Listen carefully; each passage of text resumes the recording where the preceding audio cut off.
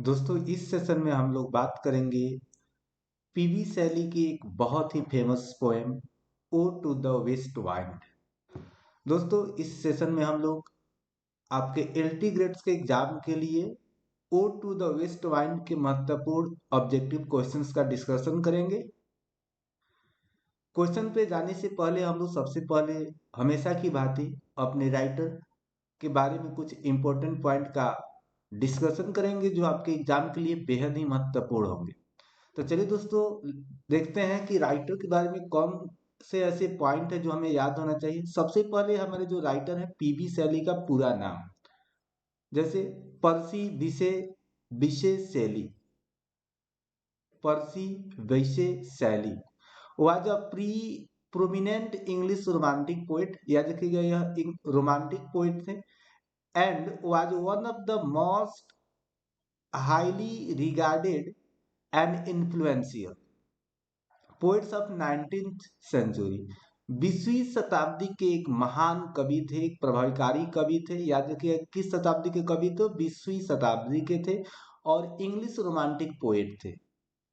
He is known for his lyrical and long form verse. वह जान जाते हैं अपने लिरिकल और लॉन्ग फॉर्म वर्स के लिए जाने जाते हैं, अपने कविताओं के लिए जाने जाते हैं। दोस्तों यहाँ पे इंपॉर्टेंट पॉइंट है, इसको आप नोट डाउन कर लीजिएगा। He died in a boating accident in 1822 at the age of 29। दोस्तों लगभग इनकी मृत्यु 29 वर्ष की उम्र में हो जाती है। एक नाव दुर्घटना में इनकी मृत्यु होती है। अपने दोस्त से मिलकर जब ये वापस आ रहे थे तब इनकी मृत्यु हो जाती है बोटिंग एक्सीडेंट में। ठीक है दोस्तों, इसके अलावा यदि बात करें इनके बारे में, जैसे कुछ फैक्ट्स के बारे में, तो पर्सी विशे शैली का जन्म दोस्तों हुआ था, ये 1792 में हुआ था, हॉर्शम सॉसेक्स इंग्लैंड। याद रखिएगा स्थान, हॉर्शम सॉसेक्स इंग्लैंड, 1792 में हुआ था। दोस्तों इनकी मृत्यु हुई थी 8 जुलाई 1822 को, एज ऑफ 29, 29 वर्ष की उम्र में इनकी मृत्यु होती है। Gulf of la Spezia, kingdom of Sardinia, now Italy, जो दोस्तों अब इटली में है। ऑक्यूपेशन की बात करें तो ये पोएट थे, ड्रामेटिस्ट, एसेइस्ट एंड नोवेलिस्ट। दोस्तों ये जो स्रोत है आपकी विकिपीडिया से लिया गया है, तो गलत होने का कोई चांसेस नहीं है। एजुकेशन की बात करें तो इनका ईटॉन एजुकेशन, ईटॉन कॉलेज से एजुकेशन हुआ था। दोस्तों सबसे इंपॉर्टेंट पॉइंट, अगर आप किसी भी एग्जाम की तैयारी करते हैं वहां पे ये जो पॉइंट आपको याद रहना चाहिए, इनकी प्रमुख रचनाएं कौन कौन सी है। तो प्रमुख रचनाओं की बात करें तो यहाँ पे आपका ओजामेंडियस, ओजामेंडियस जिसका पब्लिकेशन 1818 में, ode to the west wind का दोस्तों पब्लिकेशन ये लिखा गया था 1819 में, लेकिन इसका पब्लिकेशन हुआ था 1820 में। ठीक है दोस्तों, टू अ साइलार्क 1820 एंड द आगे है बहुत important, the political ballad, the mask of anarchy. The political ballad इनका एक है, जो द मास्क ऑफ एनार्की। यहाँ पे आपको ये पॉइंट यहाँ तक क्लियर है दोस्तों। तो आगे बढ़ते हैं दोस्तों, यदि आप चैनल पे नए हैं तो प्लीज चैनल को सब्सक्राइब कीजिए ताकि ऐसा ही वीडियो आपको और मिलता रहे। दोस्तों इस चैनल पे आपको इंग्लिश लिटरेचर, इंग्लिश स्पोकन और ग्रामर के जो भी पॉइंट होंगे आपको कॉम्पिटेटिव इंग्लिश के लिए वो मिलेंगे। स्पेशली अभी जो सेशन चल रहा है इंग्लिश लिटरेचर का, वो है आपका डेडिकेटेड है एलटी ग्रेड्स, जो आपका यूपी में एग्जाम होने वाला है दोस्तों। तो आगे बढ़ते हैं और आज का लेते हैं पहला सवाल। PB Shelley belong to the dash dash. तो जो पीबी शैली है, ऐसा हम लोग अभी चर्चा हो चुका था, वो किस एज के राइटर है। आपके लिए ऑप्शन है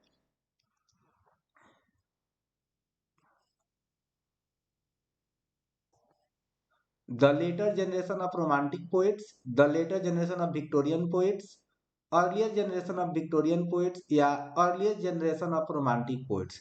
तो याद रखिएगा दोस्तों, ये तो यहाँ पे तो क्लियर है कि रोमांटिक पोएट के राइटर हैं, रोमांटिक पोएट्स हैं, 19th सेंचुरी के एक इन्फ्लुएंशियल पोएट रहे हैं, ही हैज बीन। लेकिन यहाँ पे याद रखिएगा लेटर, ये इंपॉर्टेंट पॉइंट है दोस्तों आपके लिए, later generation of romantic poets.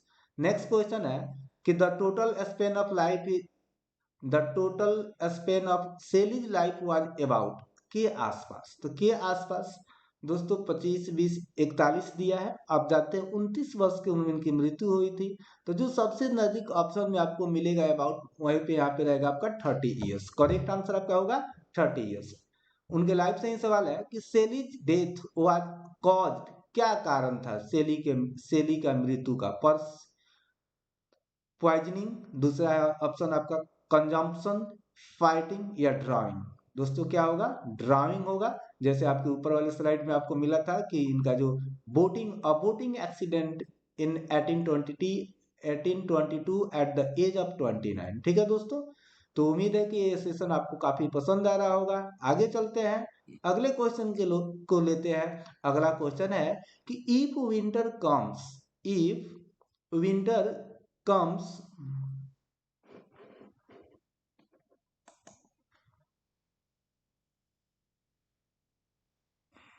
1 minute दोस्तों। If winter comes can spring be far behind, यदि विंटर आएगा तो स्प्रिंग क्या होगा? चला जाएगा।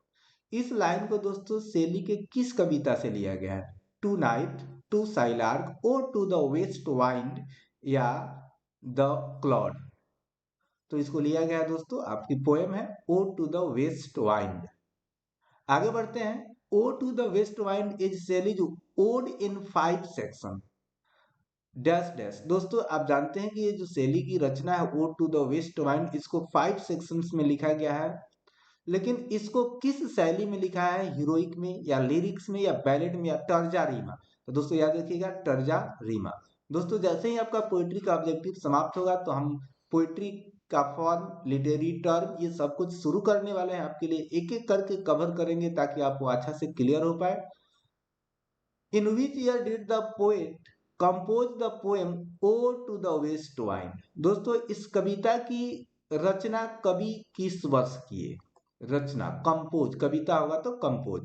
1821, 1817, 1819 या 1822? तो याद रखिएगा, काफी इंपॉर्टेंट पॉइंट है दोस्तों। 1919 में इसका दोस्तों कंपोजिशन होता है, लिखा जाता है। लेकिन 1920 में, 1920 में दोस्तों इसका होता है आपका पब्लिकेशन।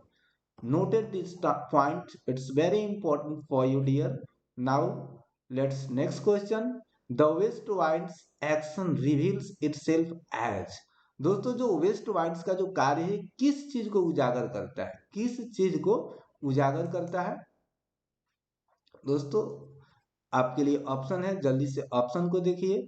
तो ऑप्शन है the life of autumn's being, soul of autumn's being, breath of autumn's being या नॉन ऑफ दीज? दोस्तों 7 का आपका करेक्ट आंसर होगा ब्रेथ ऑफ ऑटम्स बीइंग। आगे बढ़ते हैं। Who scatters the dead leaves, जो पौधों पे से पत्ते गिरे होते हैं उसे कौन स्कैटर्स करता है? The west wind, the east wind, the south wind या नॉन ऑफ दिस? तो 8 नंबर का करेक्ट जवाब हो जाएगा चैप्टर में द वेस्ट वाइंड, पश्चिमी हवा ही आती है जो पत्तों को स्कैटर्स करती है। whom does the poet invoke? दोस्तों इस कविता में कवि किसकी प्रार्थना करता है, किसको इन्वोक करता है? तो यहाँ पे आपके लिए ऑप्शन है the west wind, the east wind, the south wind, none of this. तो द वेस्ट वाइंड की ही आह्वान करता है, इन्वोक करते हैं कवि आपके पर्सी विशेष शैली, पीवी शैली।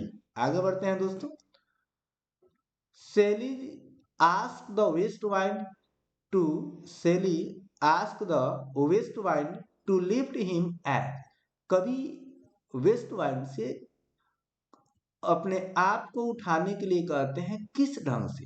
अ weave, a wave, a leaf, a cloud. A leaf, a branch, a cloud. C है आपका अ क्लॉड या a dead leave and a trunk, none of this. तो कविता में आप पढ़े होंगे तो आपको वहां पे दोस्तों ये मिला होगा, कवि कहते हैं कि मुझे उठाओ, मुझे लिफ्ट करो। A wave, like a wave, a leaf and Claude. तो करेक्ट आंसर 10 का दोस्तों हो जाएगा आपका ए। आगे बढ़ते हैं। अगला पॉइंट है कि the poet wants to spread his thoughts like, कवि अपने विचार को किस रूप में फैलाना चाहता है? Dead leaves to quicken new birth, जो मृत पत्ते हैं जो जल्दी से नया हो जाते हैं, या withered leaves to quicken a new birth, sparkling leaves या none of these। तो 11 का करेक्ट आंसर हो जाएगा दोस्तों withered leaves to quicken a new birth। जो मुरझाए हुए पत्ते होते हैं जो जल्दी से क्या हो जाते हैं, नया रूप ले लेते हैं। यहाँ पे 11th नंबर सवाल का दोस्तों करेक्ट जवाब होगा आपका बी। अगला सवाल है कि the from whose unseen presence the leaves dead are driven like dash dash from an enchanted flame। दोस्तों जो throw the from the whose unseen presence, जो अनजान उपस्थित होता है west wind, the leaves dead, पत्ते मर जाते हैं, पत्ते पौधों पर से नीचे गिर जाते हैं।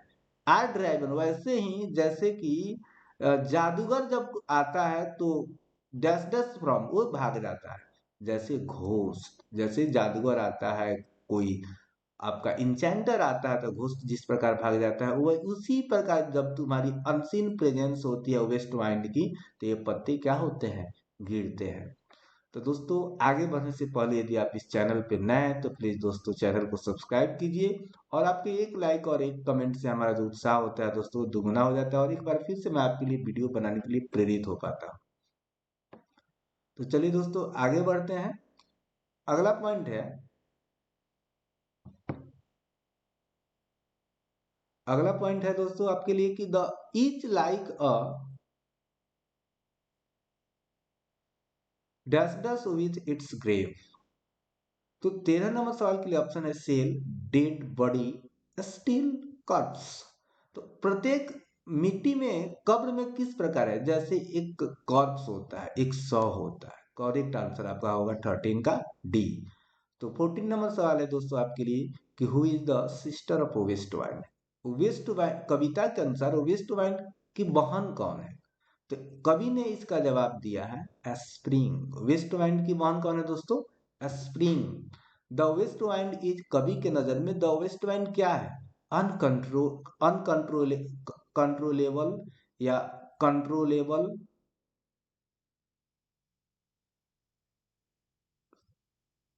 अनकंट्रोलेबल या कंट्रोलेबल या टैम। तो दोस्तों कवि जो यहाँ पे कहते हैं इसको जंगली कहे हैं, विल्ड, इसलिए इसे हम कह सकते हैं अनकंट्रोलेबल, अनकंट्रोलेबल। तो दोस्तों यहाँ पे थोड़ा सा प्रोनाउंसिएशन गड़बड़, थोड़ा सा रॉन्ग हुआ है, यहाँ पे करेक्ट होगा अनकंट्रोलेबल। तो थैंक यू दोस्तों वीडियो को अंत तक देखने के लिए। वीडियो अच्छा लगे तो प्लीज लाइक कीजिएगा, शेयर कीजिएगा